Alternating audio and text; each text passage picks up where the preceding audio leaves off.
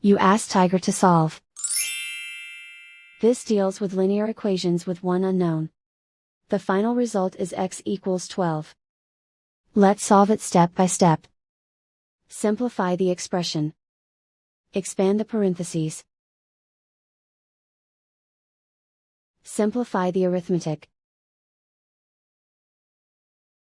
Group all constants on the right side of the equation. Add 5 to both sides. Simplify the arithmetic.